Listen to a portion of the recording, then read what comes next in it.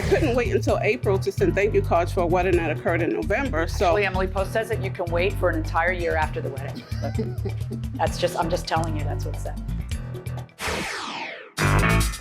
This is the plaintiff, Patricia Davis. She says she hired the defendant to take pictures at her wedding.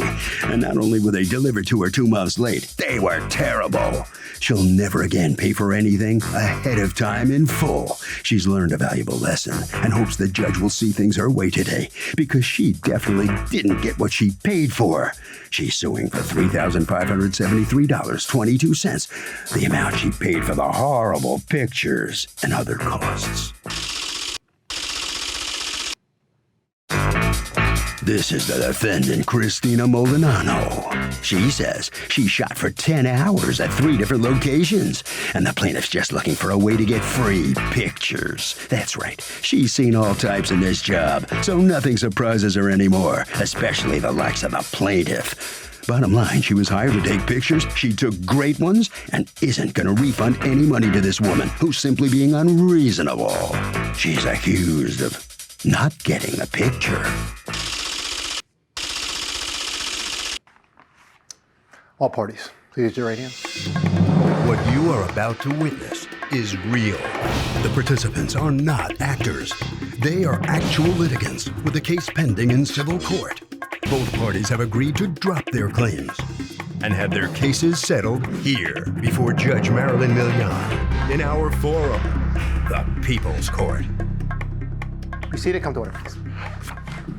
Litigants have been sworn, Your Honor. Thank you, Douglas. You're welcome. Okay, Patricia Davis. Yes. You are suing Christina Malignano and Life's Art Productions for $3,573.22 that you want paid back to you because, according to you, the pictures that she took at your wedding are a disaster. Tell me what's going on. Well, I hired the defendant in September of 17 to photograph my wedding. Okay. The photo package that you selected cost $1,607.81. Right. Do you have the contract from that? Yes. Can I see it from both of you? All right, so that's the package you pick. Your wedding comes and goes, and you think things went well. She sends you a few photos, and you're happy with them, right? Yeah, I'm happy with those, and I tell her, I can't wait in the email. Initially, in September, she told me it would take 6 to 8 weeks because it was Christmas time, the season. So in January, I think I sent her an email saying, where are we on the photos? And she never responded to my emails, and I texted her and said, hey, I sent you an email. So I had a girlfriend of mine who acted as my wedding coordinator reach out to her to ask her, and she actually called her back.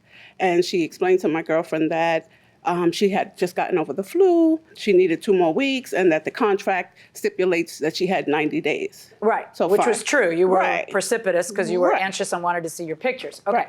and then what happens? So that The 90 was days fine. come and go. So February, we reached back out, no response, and I believe March 1st, there was some exchange via email with her, my girlfriend Daphne, myself, and she needed an additional 2 more weeks. And by that time, I was like, well, no, I want my Well, you pictures don't have now. much of a choice.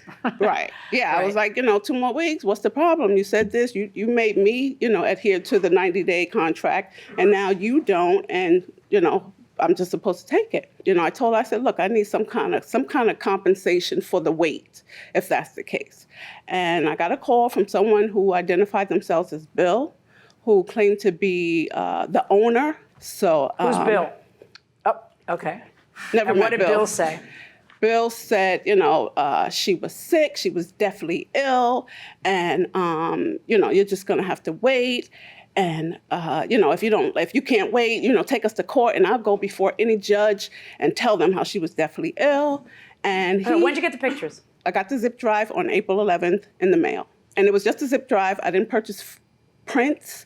I didn't purchase a video. Right, you didn't buy it. So you got what you were supposed to get, the USB, Right. the services of them taking pictures. Let's see exactly what full photography. 10 hours of coverage, 2-person crew, up to 4 locations, USB hard copy, and I presume that this is the debate. Edited digital copies with full rights, 400 to 600 photos. Okay, but what's your complaint though? Because you ended up with a USB with how many photos? I'd say 400 or so. Was it more than that? 470 to be exact. Okay, and if they're supposed to be edited, why don't you just call her back and say, listen, I'd like you to edit this or that? I did. I emailed her. Okay, let me see the email. Did you ask for money in the email? Did you ask her to edit? No, I didn't. Let me see the email. These are the emails where you say, this is what I want. I have a few issues with some photos. Photo 806, 808 is Just My Makeup Artist Makeup Collection. Do you have any other photo that can replace these? I don't see a need for me to pay for photos of makeup. Okay. I understand what you're saying. You don't want to edit the rest of them, but you have no problem giving her the rest of them in case she wants to edit She it. wants to edit them. She Okay. wants to clean them up. It's her choice. She doesn't want to pay you more. She doesn't want to have anything to do with it. All right. Also, 1548 has someone in the picture actually taking a picture of the group, and you can see their hands. Did you get another picture that doesn't have that person? Yes. I believe after. If you did, then what are you complaining about? No, but it wasn't the same. The people were now looking differently. The first photo that I liked, people were looking Well, at why the didn't you camera. include the other one for me to see? You know, after she said she couldn't do anything else, then she sent it. So it wasn't like she replaced it right away. It was like, you know, that's it, we can't do it, blah, blah, blah. And then in an email later, which I have, she said, well, here's another one. Here's a similar one. I found one. You know, as if, I don't know where they give were her hiding. all of the pictures. You don't care. All right. You complain about 2 pictures. That's it. That's all you do. So where is all the stuff that caused you to not only sue for $1,607 back? You want $95 because 2 people ate. That's part of the contract, is that you guys Yes, don't it have to says it starve in while there. you're at the event. You 10 get hours fed. on my feet, Your Honor. 10 Say it again? hours. 10 hours on my feet with 25 pounds around my neck. And then neck. the cost of emailing thank you cards, and they should bear that. Why? Welcome back to the People's Court. Harvey Levin here. Are brides ever happy with all their wedding photos? No, they are not. Why is that? Because sometimes we look fat or our angles are just off. Well, whose fault is that? Ours. What do you say? I say the same thing, or they shoot you from the wrong angle. And you know, you don't look the way you thought you would when your picture was taken. Yeah, that's funny. When I used to go to a barbershop, I used to think, God, I want to look just like that. And it was Tom Cruise up there. And I look in the mirror and think, what the hell? Go inside the courtroom. I couldn't wait until April to send thank you cards for a wedding that occurred in November. So Actually, Emily Post says that you can wait for an entire year after the wedding. But I'm just telling you that's what's said. But go on. people had begun to ask, where's the thank you cards? Okay, but why do they have to pay for it? Okay, and then you want $800 is your estimate for editing and reprints. Says who? Do you have an estimate? I reached out to. Do you have a written estimate? Not an estimate, not necessarily. What do you have? I reached out to a photographer who told me that she didn't do that, but however, she gave me 2 resources that did, and on their site they have a price listing because she also mentioned that I probably wouldn't have the rights to what edit. proof do you have that it will cost $800 to I don't. edit? It was a guesstimate. A guesstimate. It was. And then in the additional free-flowing guesstimate of your life, emotional distress, $1,000. Yeah, I mean, I had to You wait. had 2 complaints about the pictures you saw. The one main- is the group shot, and the other one is too many makeup shots. No. That's your only 2.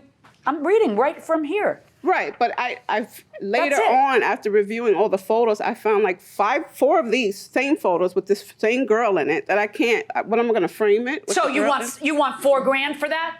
I mean, seriously, come on. I mean, a lot of it was out of frustration and anger because I had to wait 5 months when she told me she Your had 90 days. frustration and anger is that you saw this as an opportunity to have some money knocked off the bill. She proposed to you, I think I should get some compensation for this. Yes, ma'am. And you guys said, no, I was sick, stuff happens. I was only 2 weeks late, and I did ask her for those 2 weeks because I was really sick. I had 105 fever, and it's a very, very detailed work that I do to build the album, and it's very custom. And if I'm sick, I can't put the effort in that she deserves. I'm surprised about the lawsuit, too. You got what you're supposed to get in March, which is that we thing, where you're supposed to then give the feedback back, and then they're supposed to go ahead and your first thing is what you get in 90 days, right? Correct. That's what's in it. It's your digital proofs are retouched, digitally measured, and turned around in approximately 90 days. Approximately. Okay. So she gets sick. Well, the woman can't get sick. Then she sends them to you. Then you send them back. And then there's additional work that happens after that. So what? So we're talking about, like an extra month. How many times have you been married? Once. Good for you. Let's keep it that way. But you're going to have to be a little more flexible if you want to stay married as someone who just had her 25th wedding anniversary. I mean, I've had cases where people waited years. This was just a couple of weeks later, and then you got it, and the only thing you complained about were 2 or 3 pictures, and now I'm about to have them give you all of them. Right. So that's what's going to happen. That's how I'm resolving this case. And as for you collecting $4,000 from them, no. Verdict for the defendants. Thank you.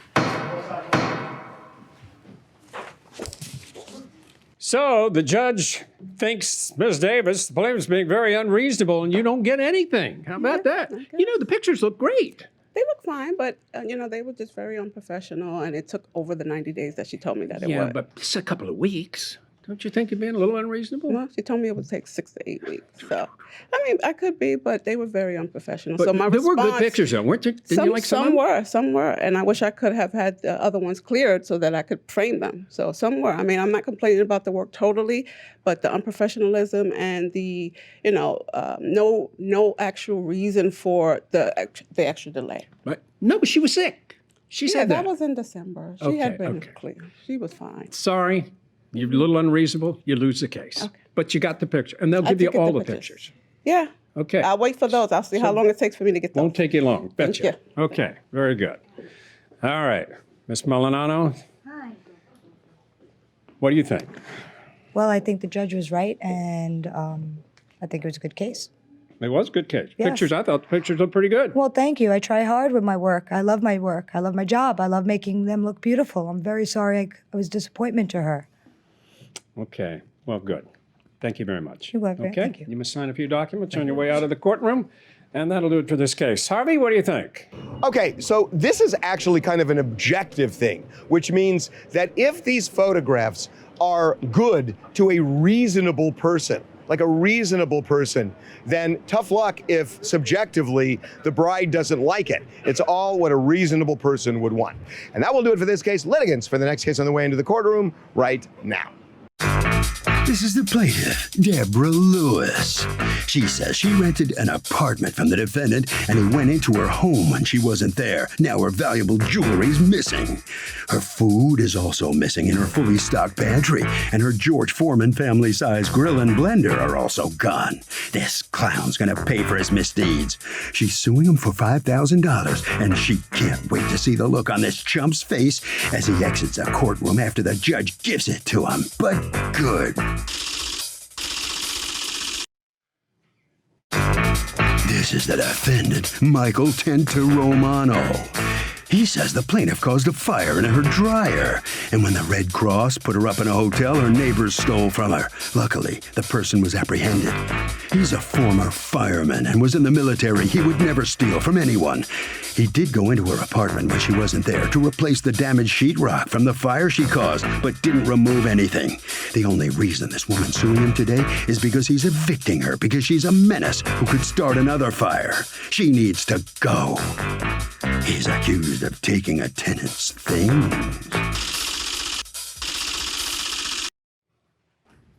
All parties. Welcome back to the People's Court. Next case in the docket, the plaintiff rented an apartment from the defendant, and he took all of her stuff, including her jewelry and a George Foreman grill.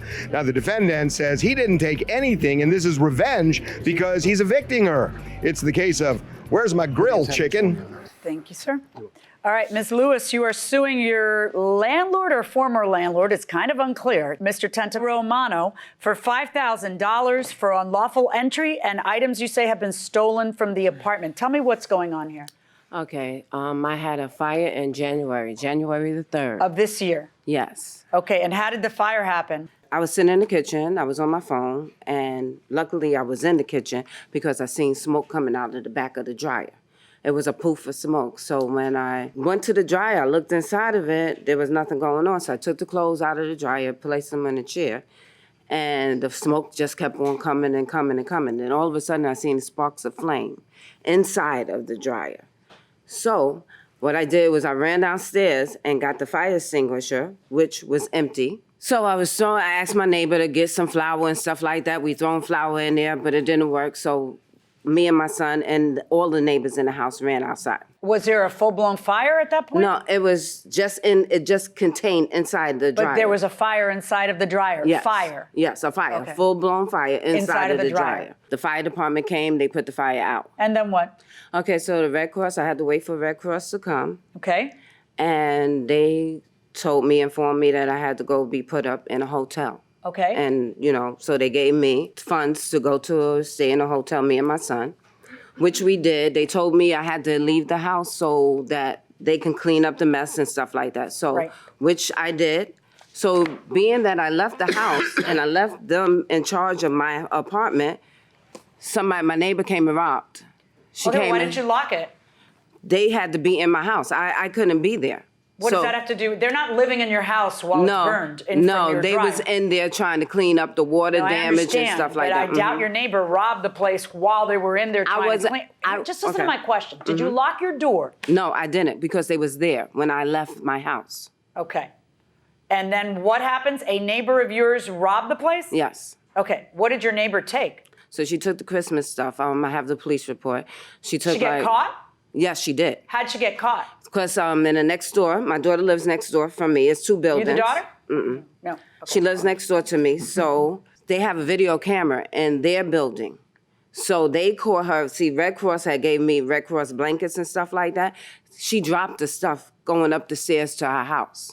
So they caught her on videotape with my stuff. Did they arrest her? Yes, they did. Oh, good. Okay, so now it's January 3rd. There's a fire. What are you guys doing to clean up? The day of the fire, some company, there's a company that went there and they boarded everything up and they dried the walls up and dried the floor up and they bagged all the stuff that was either melted or destroyed.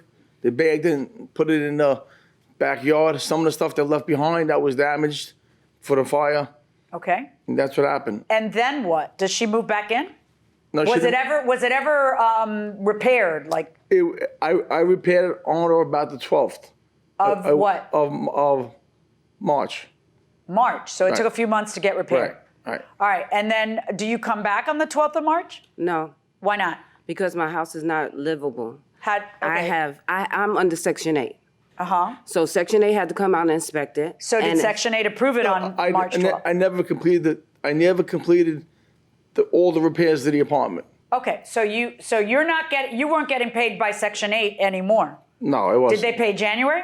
Nope. Okay, so they didn't pay January, and they won't pay you until there's an inspection and they see that it's all Right. been repaired. Right. And you're fine with that.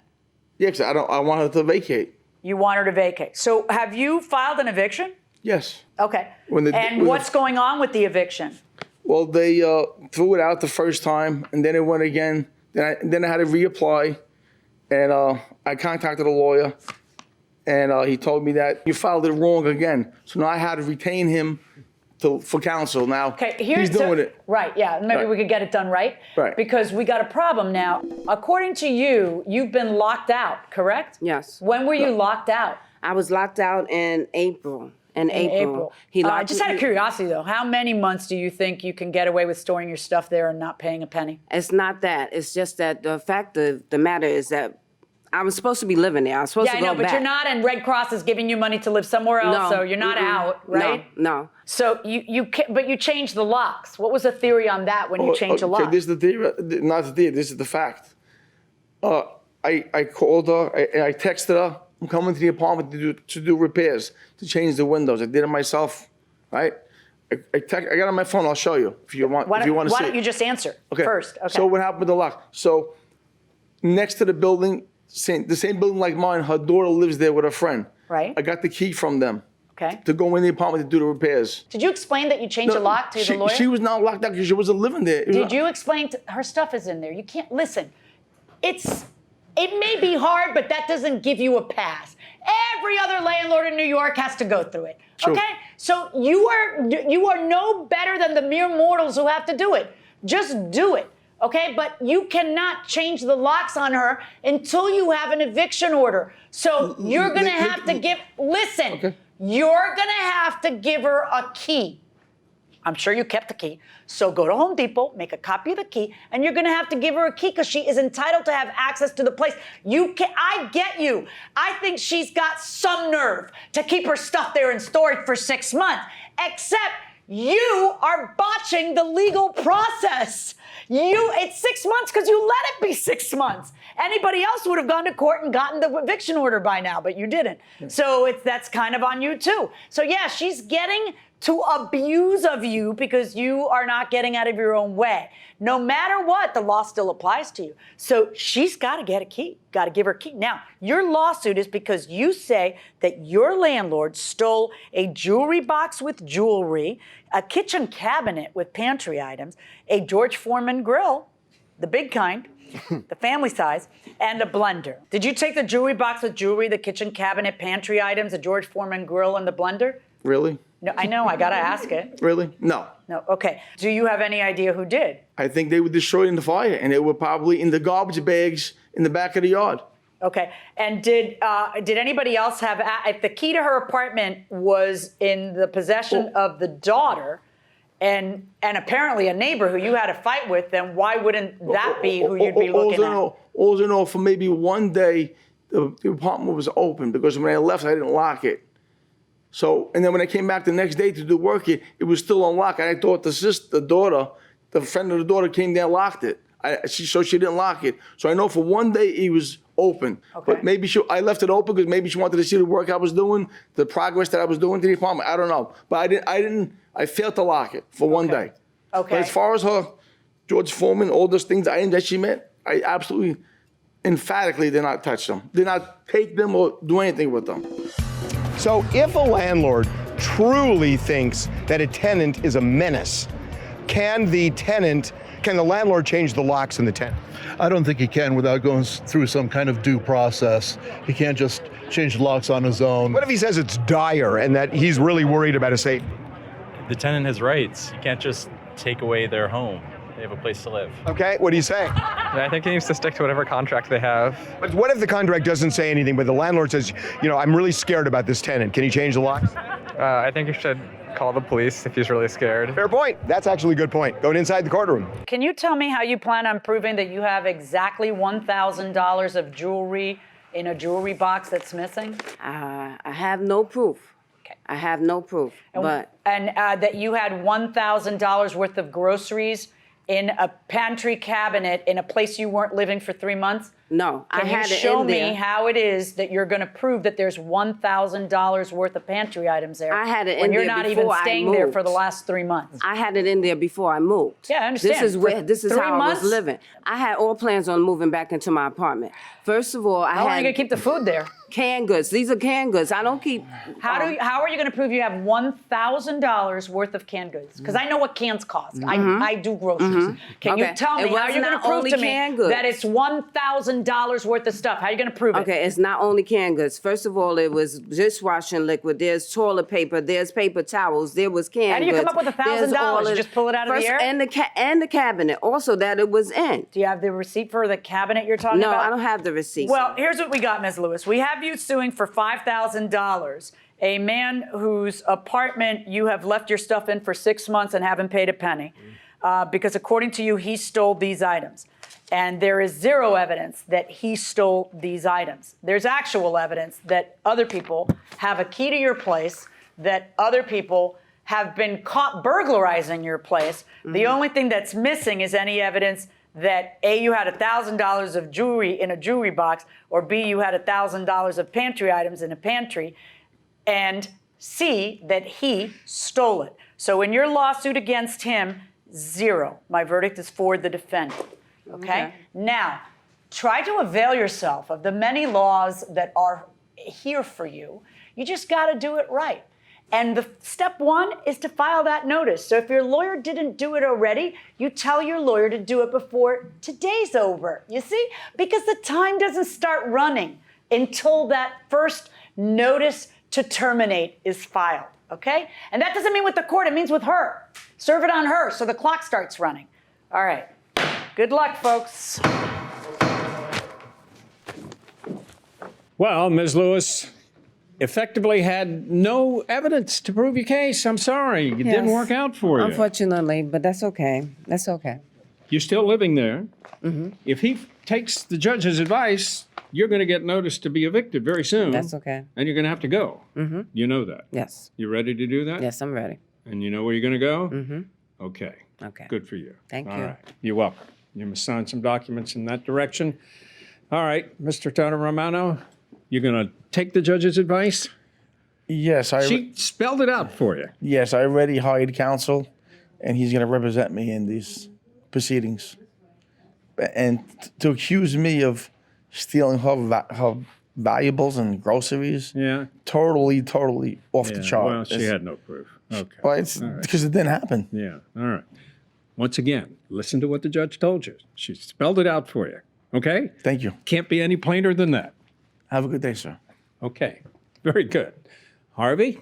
Okay, you know what? This guy is absolutely right that you can call the police, but even if the police won't do something, another way of going at it is you go to court and you get an emergency injunction, which is basically an order, maybe even asking the tenant to stay away for a while, and then at least you got the judge signing off on it, but you can never, ever change the locks if you're a landlord when the tenant still has an active lease. And that will do it for this case. Litigants for the next case on the way into the courtroom right now. This is the plaintiff, Vincent Ford. He says the defendant got into a car crash, ran into a fence, knocked it over, and it fell on his parked car. His poor car was completely destroyed.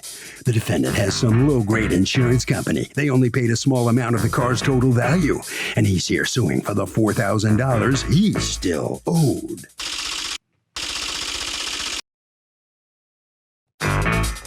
This is the defendant, Michael Flournoy. He says his gas pedal got stuck in place, and he ran a stop sign and hit a canopy and a fence and is lucky to be alive.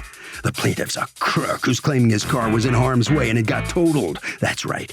His car was nowhere in sight of the accident. He's an opportunist trying to rip him off, and he thinks the judge will see right through his bogus story. He's accused of not paying enough.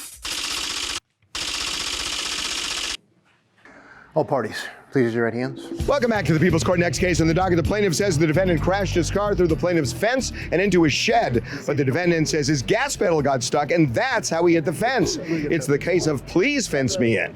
All right, Vincent Ford, you are suing Michael Flournoy for $4,000 for the diminished value of your car that he very spectacularly crashed into. Tell me what's going on. Hey, Judge. I received the call at 7:00 p.m. on November 2nd by my brother and told me that my car was wrecked. How did your brother know? He was actually at the car wash. So your brother owns a car wash? He owns the car wash. All right, and the car shop. wash, is it a physical building or is it just like the shed? What is it? He has a physical building behind it. He has a gazebo and he has it's behind the fence. And your car was where?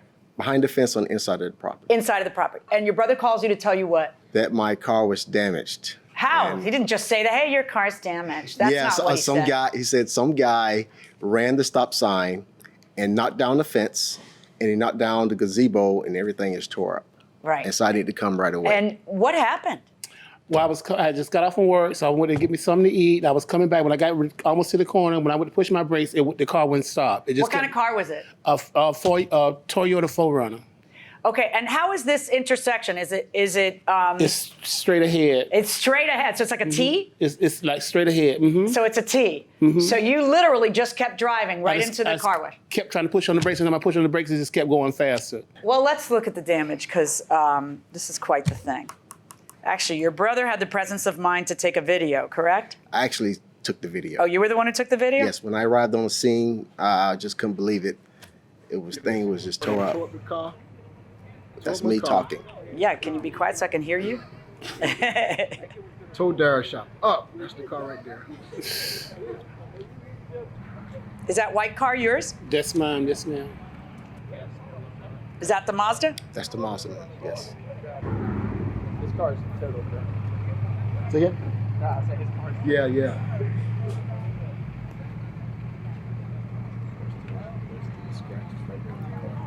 Those are all the scratch marks? Yes. From Judge. what, the fence, I guess? From the fence, yes, Judge. Scratches everywhere. So that's what we got. Now, thank goodness you weren't hurt, because people have, can get really hurt in some of that. Did your airbag go off? Airbag didn't go off. Okay, so what happens? What kind of insurance did you have? You're from Florida, So I had $10,000 worth of insurance. You had the minimum PIP. All right. So your brother made a claim, obviously, and they paid your brother. I'm sorry, Judge. It's actually the owner of the property. My brother leases the property from the owner. Oh, okay. So, and was that edifice? Did that belong to your brother? The gazebo? No. Oh, okay. So the owner of the property made the claim. Yes. And most of that money went to the owner of the property. Yes. But his insurance then paid you what amount? $2,200. All right. And you feel that was woefully inadequate because? Because my car is worth more than that. What is your car worth? $5,500. How are you going to prove that to me? Because the Blue Book value of your car is not $5,500. Yes. Go ahead. That's okay.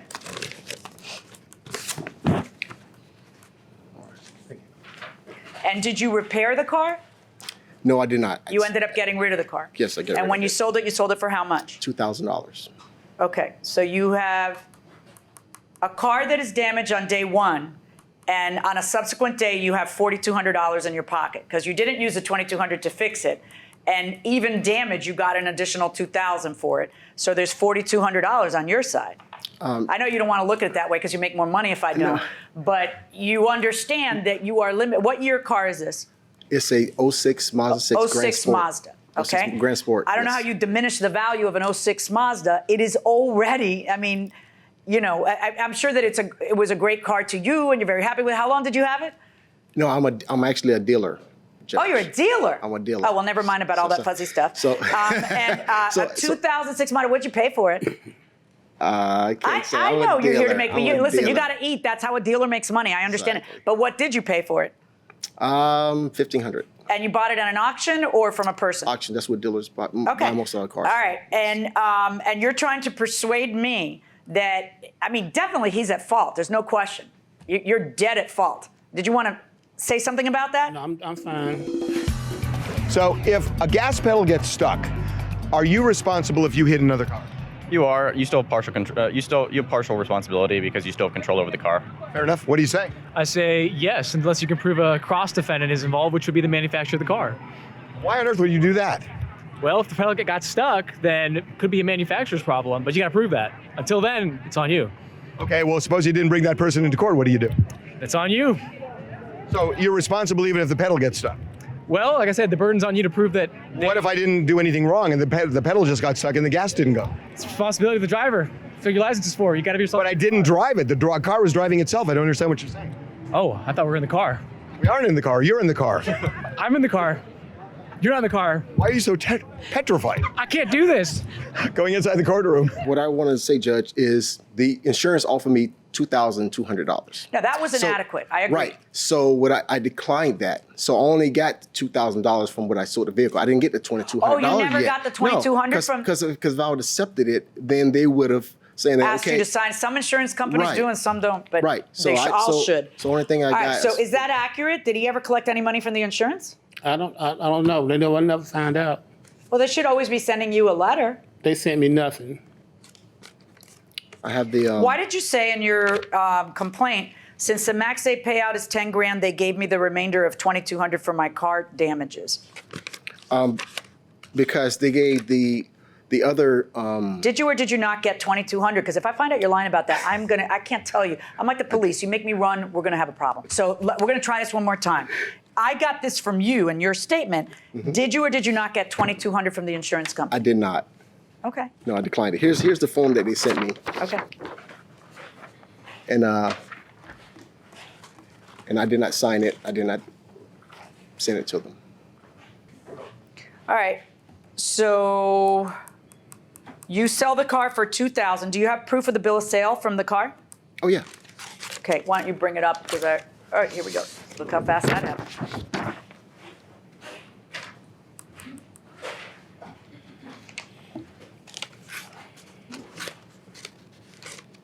$2,148, and then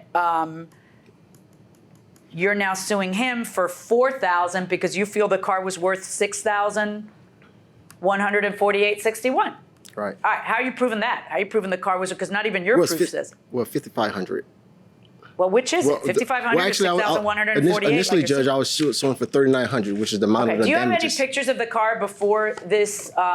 We know you bought it for 1,500. Yes, Judge. So what, if any, work did you do to it that would have converted it from, you know, a car that a dealer can buy for 1,500? I understand you're the guy who gets to go to the auction, to a car that a dealer can sell for 6,000. Tell me what you did to that car. Well, Not a darn thing, did you? Yes, I did. I actually put wheels on it. I put some rims on it, and I put Perfect. Can you show some me proof that you tinted put windows. wheels, rims, and whatever else you just said? I can't prove that. Okay, well, that's look. You're the one who came to court to, and actually what you called it was diminished value, but the thought of suing for diminished value on a 2006 car must have occurred to you that that's not a great idea. So now you're calling it the money I put into the car. How would you think that I'm not going to ask you to prove the money you put into the car? It's of course what I'm going to ask you. Right. All right. Show me, you have insurance in your name for this Mazda, right? Yes. Well, not my name, but my business name. Your business name. Business insurance. All right. Well, my insurance, I have minimum coverage, so that's why my insurance doesn't cover the damage, because I also have minimum coverage. Did you receive any money from your insurance? No, I wouldn't. All right, and then this right here is a picture of the Mazda where? That's actually at my house. And these pictures were taken when? When I dressed it up, when I buy the vehicle and I fix it up and, you know, ready to sell. Did you advertise that vehicle? No, to a judge. All right, so you did not accept the insurance money. The only money you were able to sell it for was $2,000. Based on that and just what is the private party sale, which is all you would be entitled, were you arguing that you would be entitled to more than private party sale? Yes, ma'am, I'm a dealer. So yeah, but you didn't have any overhead on getting paid on this. Like, in other words, the concept behind what you would have made as a dealer, which, by the way, you didn't bring me the proof of your license for that, but let's assume that you are. The profit margin on that includes what your overhead in attempting to sell this, so that doesn't get into account. What the law looks at is, hey, this got damaged. What was that worth at that very moment? Because we're going to pay you. Okay, so I find that the private party value in good condition. What was your car doing at your brother's car wash? It's detailed, getting detailed. Detail work. In good condition, which I'm going to assume it was in. I'm not going to take into account that you only paid $1,500 for it, because I agree you're supposed to be able to make money. But not only that, Judge, I have to fix it, you know. Yeah, but you didn't fix it. You sold it without fixing it. No. Once you buy the vehicle, you repair the vehicle. No. Did you? No, I understand that. All right. I am putting a value on your Mazda the minute he hit it. And the minute he hit it, regardless of what you're able to prove you put into it, I'm not going to make you prove I'm just going to, I'm going to assess it at the private party value. I'm assuming that you did something to it to be able to sell it like that, because you got it at an auction. So God knows what condition you got it in, and you only paid $1,500 for it. I don't hold that against you. I'm going to assume that what he did was hit a car worth the private party value, which is $4,300. You received only $2,000 for it because it was all beat up after this accident. So what is required to make you whole is $2,300, and that is what I am going to order him to pay you. Verdict for the plaintiff and the amount of $2,300. So the plaintiff prevails. After a lot of testing, he gets $2,300. You didn't have much to say in this whole trial, No, I Mr. didn't. Flournoy. Step back here a little bit. What do you think about all this? Crazy. Just Crazy. It's okay. Listen, let me ask you a question. What finally stopped the car? When I finally stopped, when I cut it off. No, but I mean, you were speeding through. You're going over all that stuff. I'm done, sweetie. Thank you. You're done? Yeah, I'm done. Sweetie, you're going the wrong way. Thank you. Yep. It's that way. All right, Mr. Ford. You know, this is interesting. You got a judgment for $2,300. The insurance was ready to give you $2,200, but you turned them down, and then you had to go through court to do all this. You think it would have been better to take the insurance? No, it was worth the try. But I think it wasn't. You were getting a good test from the judge, wasn't you? Yeah, it wasn't a just verdict, though. Yeah, she grilled you. Yeah. Yeah, I know. She's tough. All right, well, $2,300. That's better than nothing. All right, you made $100. Put it that way, okay? Thanks. All right, very good. Harvey? Okay, here's the pisser. He's right. It is the defendant's job to prove that it was a mechanical problem. The defendant couldn't prove it, and that's why the defendant loses the case. Don't text and drive.